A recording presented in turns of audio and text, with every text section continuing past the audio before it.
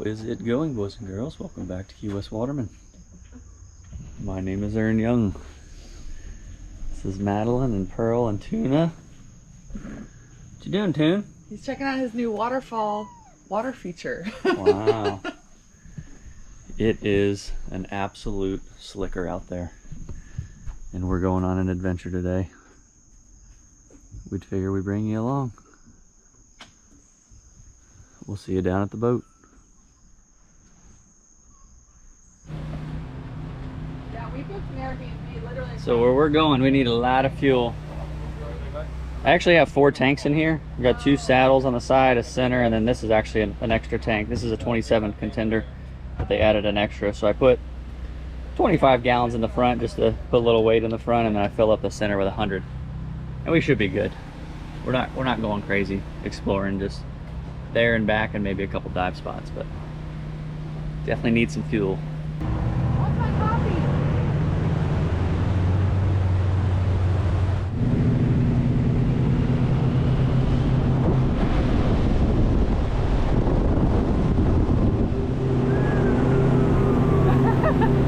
We go.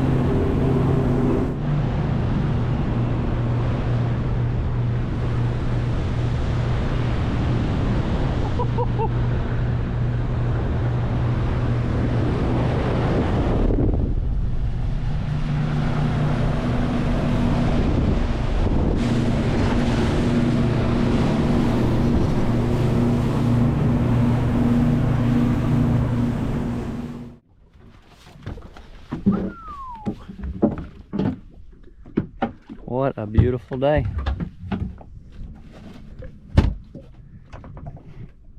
I can't remember if I said it. Today we are visiting Dry Tortugas National Park.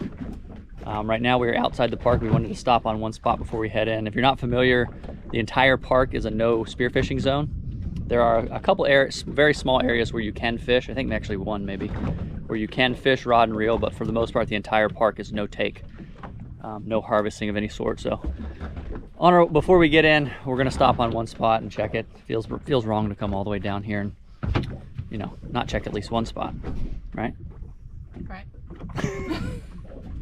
So we're stopping off. We're in a wreck in like 120. So we're gonna hop in, take a peek, see if there's anything around. Water looks nice and blue.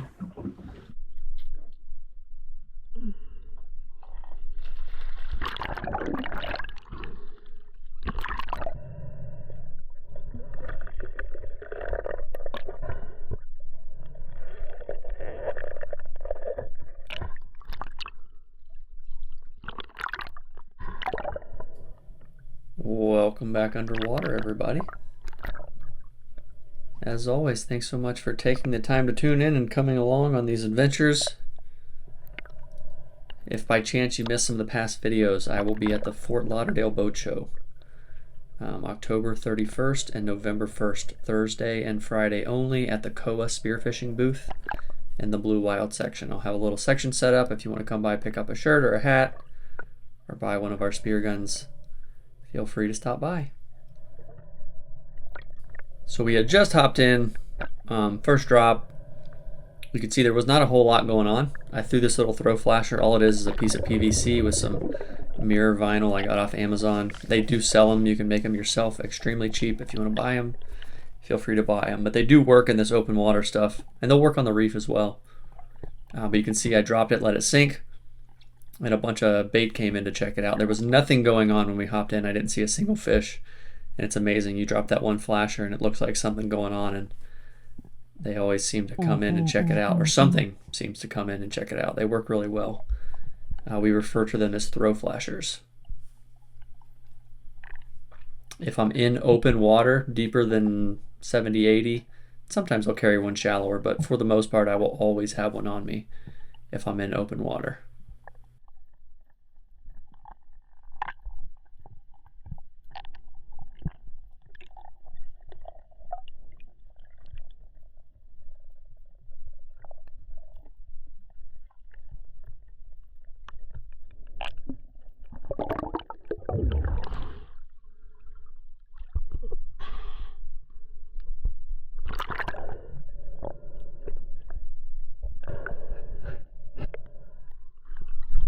just gotta find the biomass. We just gotta find the biomass.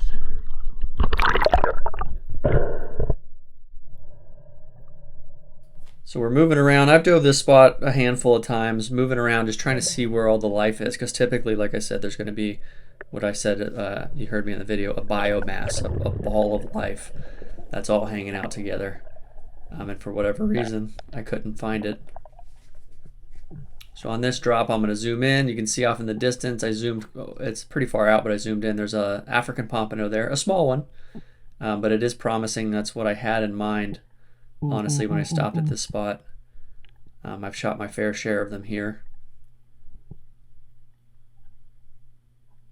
And I'm leaning into it. I'm not really swimming right at it, just kind of sinking towards it, working that throw flasher, and it just wasn't having it. It was definitely curious. You saw it came back. You saw it came back around a couple times, but it just was not sold completely. And if a fish is being like that, a little curious but just staying a ways out, I do my best not to swim right at it because there's a good chance I am going to spook it.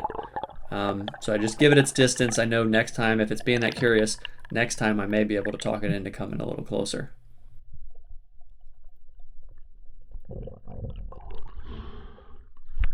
You see him? No, you look so stoic when you come up. The AP. What? Yeah, it was an AP. Oh, I was just staring at you. Oh, well.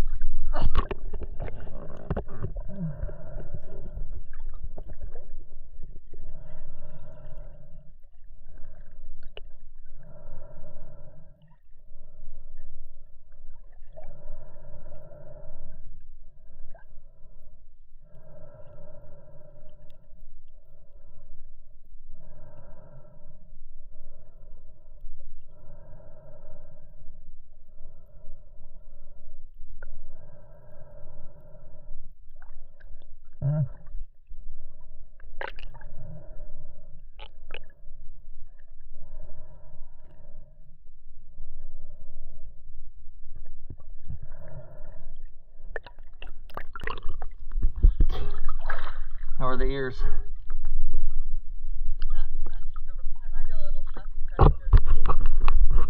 Okay, don't push it too hard. Let's go to the boat. That AP was super curious, so I'm gonna drop there and drift with the current. There's like a little bit pushing that way. He was super curious, he just wasn't sold.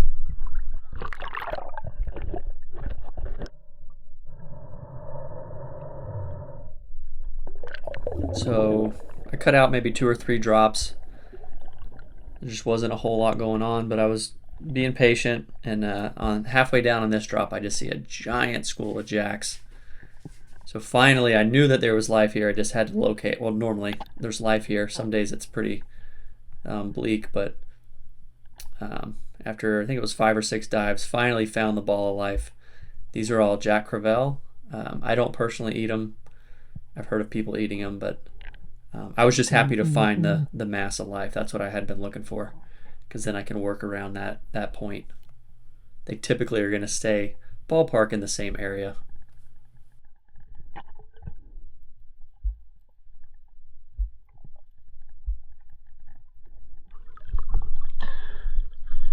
Well, there's the life.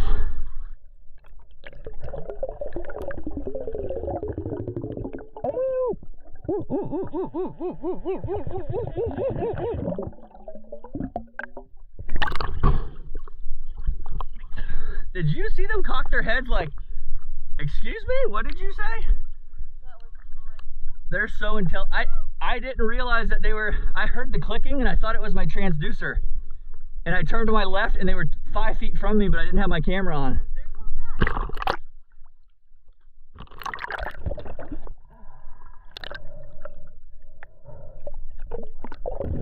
And using these throw flashers, obviously if you let it continue to sink, you're going to lose it. So you have to time it out right, depending on what your comfortable average dive is. I typically will drop when it's around the 40 to 50 foot range.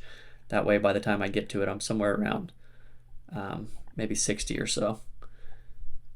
65. But drop down on this one, same game, swim down to the flasher, and off in the distance, you'll see here in just a sec, there's some African pompano. The ones I'm looking for, there was a couple of little permit there.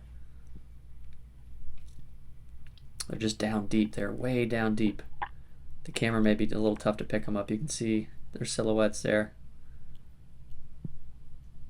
I'll zoom in a little bit, but those are the ones I'm looking for, and they just weren't having it. They were sitting at about 90, 85, 90 there. I didn't have the breath to chase them down on that one.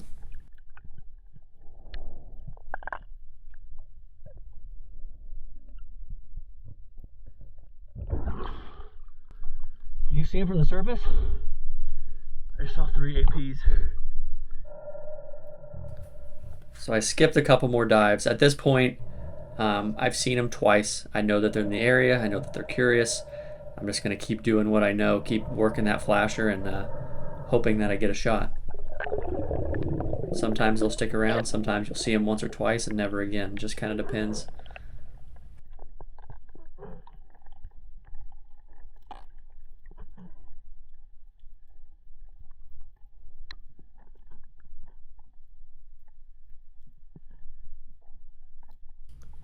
So I'm coming up to the flasher, same thing that I've been doing, panning around, and I look up and this one's coming right in at me. Definitely was curious. I saw that flasher, just lean into a little bit, don't swim at it violently, and it let me close the gap and get my shot. The trigger pull, I was probably, I didn't have my watch on, but I was probably somewhere around 65, 70-ish, just based on the swim up. Definitely wasn't a shallow dive, but got a great shot. I knew it went all the way through. I saw the flopper deploy, so putting a little bit of pressure on it because there were some sharks around. And now using a reel, leave my reel on about half drag. That way, if the fish needs to run, it can take some line. But I always preach line management, especially with float lines. I'm telling Madeleine just to stay clear of the line. You don't want to get wrapped in that. Fish goes back down or a shark grabs it. So I'm swimming and throwing the line behind me, making sure I'm staying clear of it. That is the biggest part about fighting fish in open water. You got to stay clear of your line.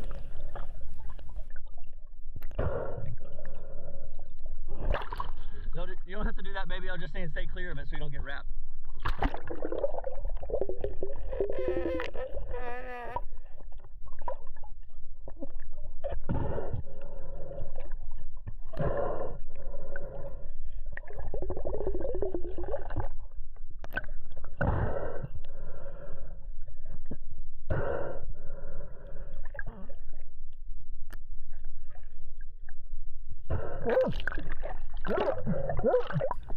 So unfortunately, Madeleine's mask was really fogged up and she couldn't see. She was having trouble with it. She couldn't see. If you look down, there's a school, like 6 or 8 APs that came up to check this one out. A lot of times they'll do that. They see a fish struggling, they're just curious. You see them? The APs. But her mask was so fogged up, she didn't know what I was pointing at. They came up probably, honestly, maybe 35 feet or so. That was the shallowest I had seen them this entire dive.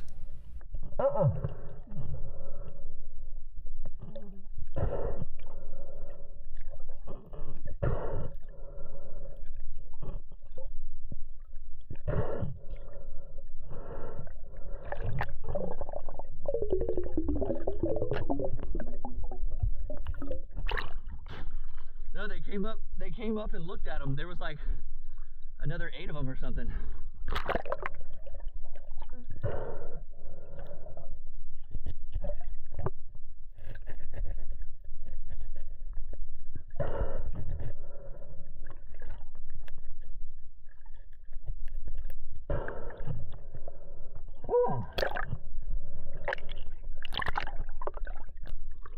Bigger than I thought it was when it came in.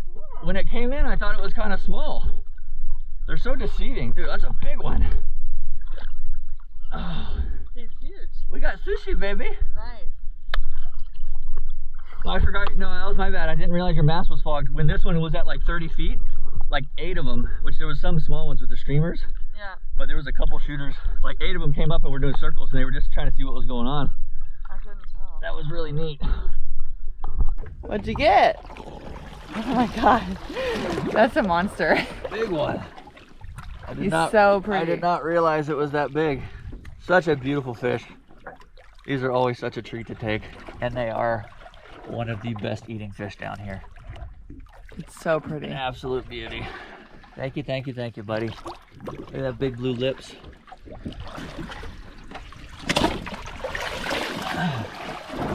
Yeah, baby. Oh, these fish never get old. Just amazing.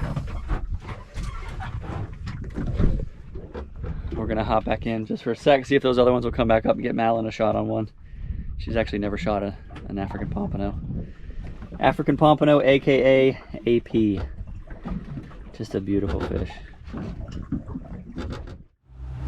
We poked around for a few more minutes. I saw a few more AP, but they were just staying down really deep. Madeleine's having sticky ear problems. She has to step dive. She's a 100-foot diver. She just has to take forever to get down there. And I couldn't get him to come up past like 75 or so. But that one big fish is plenty. We are gonna run in to the beach and enjoy the afternoon. How about that?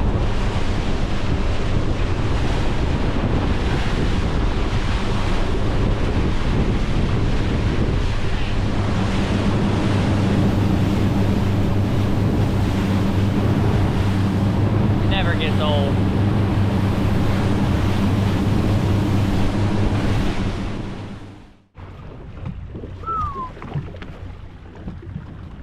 Just a magical place. So this is Loggerhead Key, Loggerhead Lighthouse. One of our favorite places, if not our favorite place in all of the Keys. Just gorgeous. This is a no-take zone. You're allowed to snorkel. You cannot harvest anything. That's where we got engaged, right there. Bloop. Do you remember? Babe. And Hurricane Ian actually washed it away to the point it was completely gone, and then the winds and the tides slowly bring them back.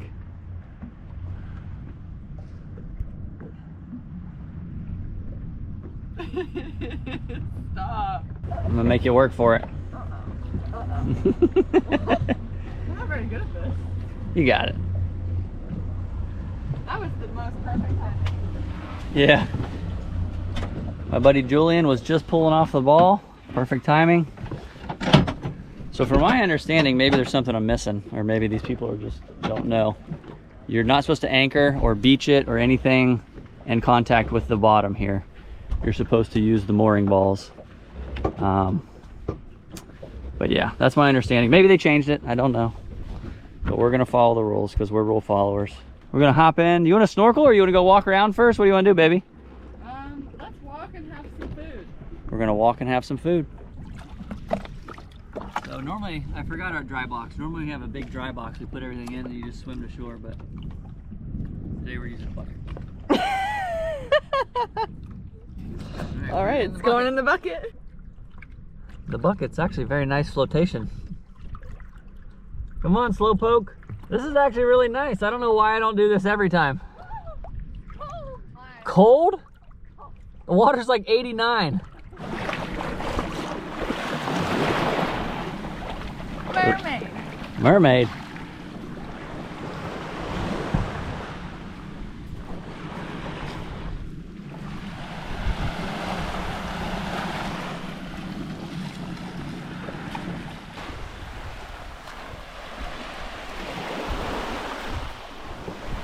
This place is just unreal.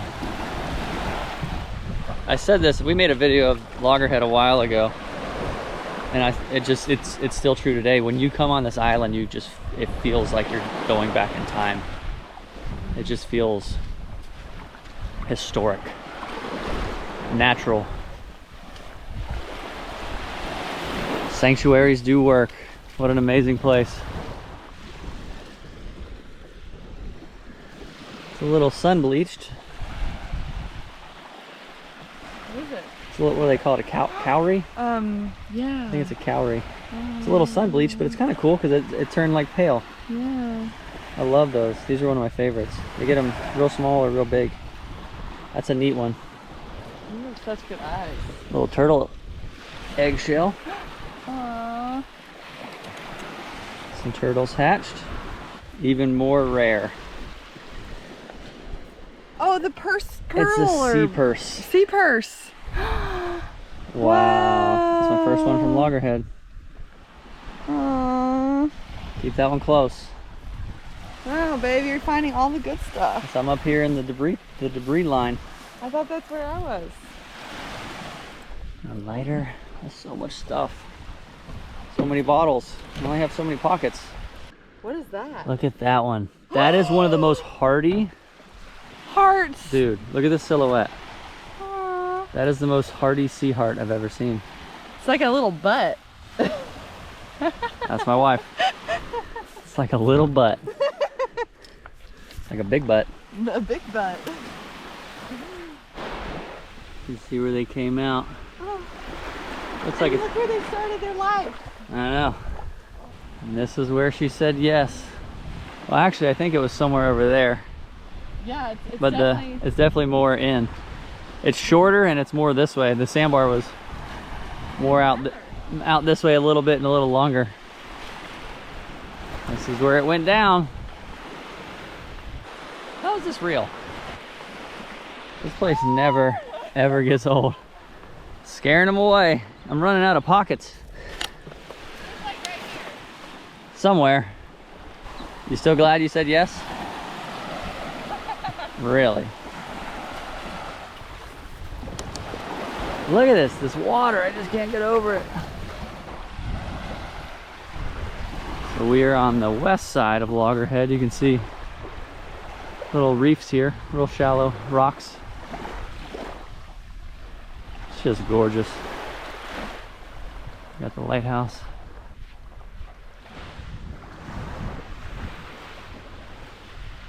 I feel like that one's new.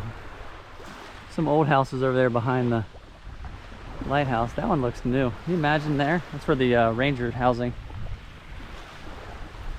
Couldn't imagine. Dude, they grow the sea hearts big out here. They're jumbos.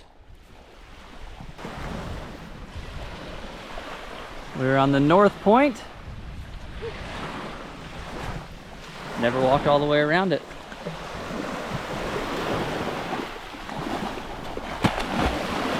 Belly flop. The water is just like turquoise, teal green, like unbelievable. Womp womp. There she is in all her glory. Lighthouse has stood the test of time. Area closed today. That's okay. Made it around the entire island. My feet are burning.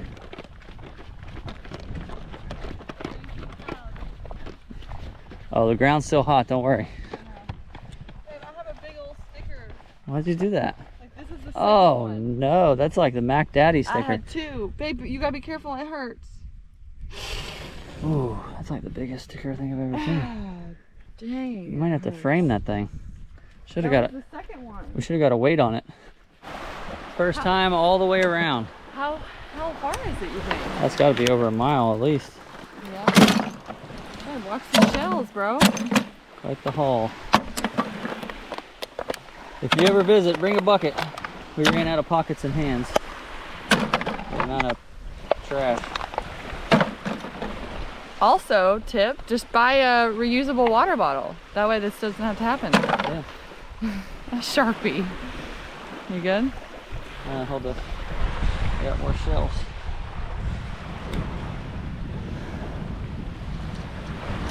Wow, more Got hearts. a couple of knicker beans or knicker nuts, depending on who you ask. A couple more hearts. I thought that one was cool. Kind of like a sunrise, sunset feel. Kind of neat. Time for lunch. Pro tip.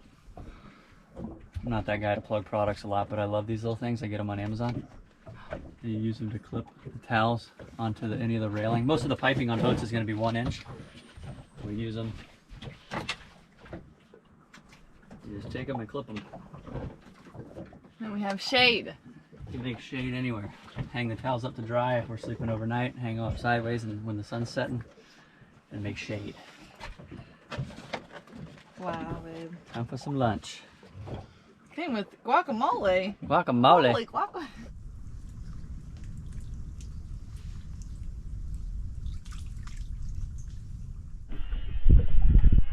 Miss Madeleine's gonna take a little nap. I'm gonna go for a little swim.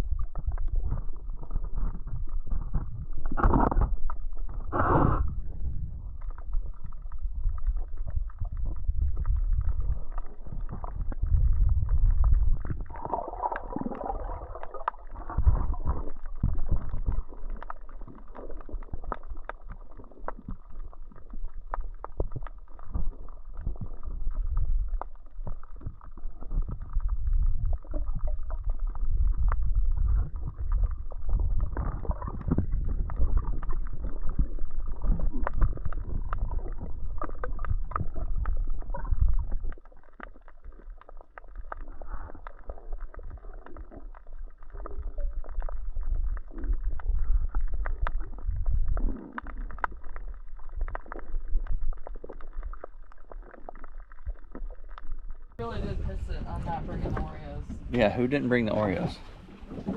That was not my fault. I asked him for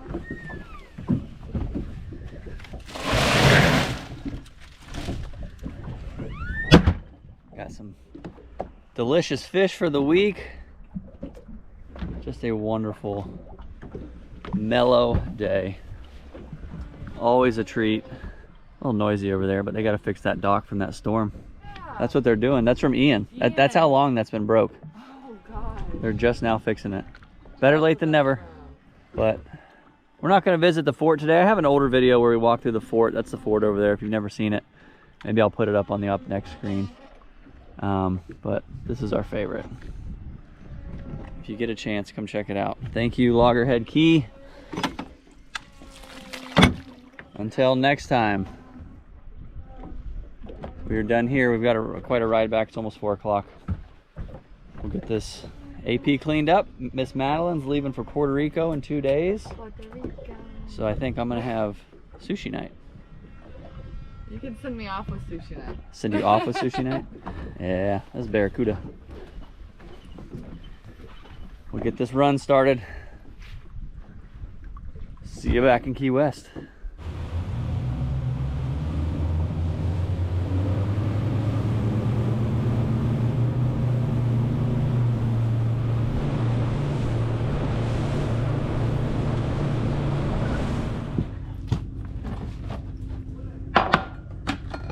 So we have knocked the fillets off of this fish, but I'm gonna take a play out of my buddy Will's book, Cooking with Clams. He has a YouTube channel if you haven't seen it. The guy is a magician in the kitchen. But we're gonna clean this rack off with a spoon. On these bigger fish, a lot of times you'll see us eat and grill or cook or whatever, the smaller racks, just cook them whole. But on these bigger fish, there's a lot of meat left. I did a pretty terrible job cleaning this, so lucky for me, there's gonna be a ton here. but you can use a spoon and clean all these little cavities out. And we're gonna make some sushi with this. And it doesn't matter what form it's in because we're gonna dice it up and add some sauce to it. But a spoon on a big carcass can be very handy. You can get a bunch of extra meat. And after all, we are harvesting these fish to eat. If you don't get out very often, you know, why not use the whole thing? Why not make as much, or why not utilize the fish as much as possible? There's a lot of scraps left on there. So I'm gonna clean this up with a spoon. We'll have some extra meat for our sushi rolls. So African pompano, if you've never had it, is an incredible fish, very versatile. I think it's one of the best sashimi or raw fish we get down here to do sushi or seared fish. It's, in my opinion, it's up there with wahoo and tuna when it comes to fish you can prefer to consume raw. So I've got a little bit of work left to do on the rack, but I won't make you sit and watch the whole thing. But I mean, you can see that's a decent amount of fish that have otherwise would have just been thrown back in the water with the rack. So on these bigger ones, you know, why not take advantage of it? You can chop it up, throw it on the grill, or scrape it if it's a sushi grade fish and make some spicy rolls out of it. So not only are we going to use the scrapings from the AP for some sushi, we are going to use a fillet. When it comes to taking care of your fish, I've gone over this a little bit, but for those of you who are new to the channel, treating fish properly after you process it is a huge step in making sure that it lasts and that it's quality. So what I like to do, I wrap my fillets in paper towels. I do it with all fish, especially I take special care with any fish I'm going to eat raw or do sashimi or sushi or anything like that. What it does is it prevents the fish from sitting in its own moisture and juice, and that's what makes fish go bad quickly. So the first day, when I first fillet it, sits in the bag, it's going to release a lot of moisture. So I'll wrap it in paper towels. Within 12 hours or so, you'll probably need to change them. You'll see the paper towels are very damp. After that, you can normally go a day or two without changing them. But when I've treated fish like this, I've gotten wahoo and African pompano up to 12, 14 days still eating it raw. Like I said, after the first day or two, you can normally go 2 or 3 days without changing the paper towels. And then after that, you may not even need to change them after the first week or so. But that just wrapping them, keeping them dry helps a ton with the quality. And we're in the kitchen. So tonight I'm going to do a little bit of sushi and some seared African pompano. What's up, Pearl? It's just myself and the animals. I've got Pearl and Tipsy in here. Tuna's napping somewhere. Excuse the mess. Tropical storm, or hurricane now, Helena showed up. Madeline's actually in Puerto Rico this week. I think I mentioned it in the video. So I'm by myself tonight. But we're going to make some sushi. Try and keep it simple. It's almost 9:30. I had quite a long day getting the house ready for the storm. But we're going to make some spicy African pompano rolls with those leftovers. Going to have a little bit of seared African pompano and actually a little fried rice appetizer. My neighbors, Mr. George and Denise, brought this by. They watch the channel sometimes. If you guys see this, I need to know what's in that fried rice because that's some of the best fried rice I've ever had. Big thing. I started out with a tub like as big as these two put together, and that's all I have left. Anyways, let's dive in. This is what I have: a little bit of cucumber, avocado, sambal, sesame seed oil, some mayo, sesame seeds. This is called furikake. It's sesame seeds and nori and just a little bit of spices, pretty much salt and pepper and all that. Got some sushi rice and some seaweed sheets. I would like to have a lime, but I realized I don't have a lime and it's blowing 50 outside and raining, so I'm not gonna go get a lime. But let's get started. So these are all those scraps that I saved from scraping the carcass. Just the same as the fillets, you can wrap them in paper towels. I actually planned on using this sooner than I did. It's been in here, been in the fridge for about 3 days, but same thing, change the paper towels, keeps the juice off of it from going bad and making it turn all smelly and rotten. So all I'm gonna do here is just mince this stuff up. We're gonna mix some stuff in there and make some spicy African pompano filler for our rolls. So I'm gonna sear one piece. Very straightforward, just a little bit of pepper. on each side, and I'm gonna put that in the cast iron, maybe 30 seconds on each side. So finely diced, and you don't want to go too much mayo from the start. Start light. I'm gonna do some sambal.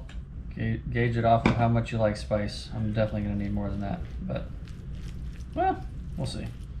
And normally I'll squeeze a quarter or half a lime in there as well. That actually makes it really nice. And a little bit of sesame seed oil. Just don't go too heavy with this stuff. This stuff is very strong.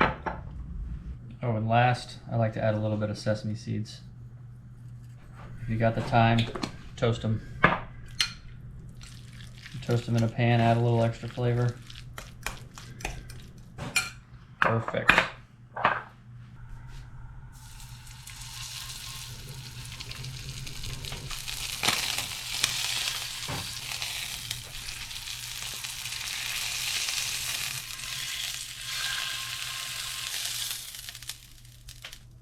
And now we roll.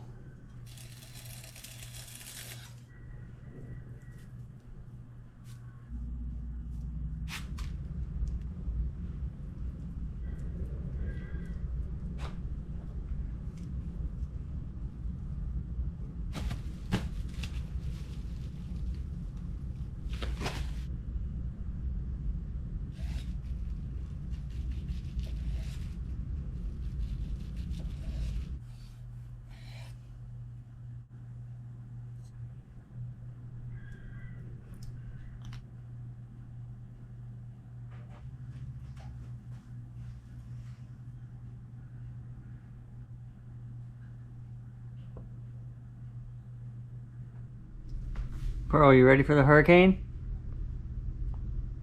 Got your spot? I'm gonna sit down on the couch for this one. I am pooped. So I've got soy sauce, a little bit of ponzu. I like the ponzu more so with sashimi or seared fish. Just a little lighter with some citrus. And this is almost like a, what some places would probably call a dynamite sauce. Something along those lines. Pretty much like soy sauce, mixed with like sriracha and some other stuff. But that is all I have. I know this is gonna be delicious, so I'm not gonna make you watch me eat it.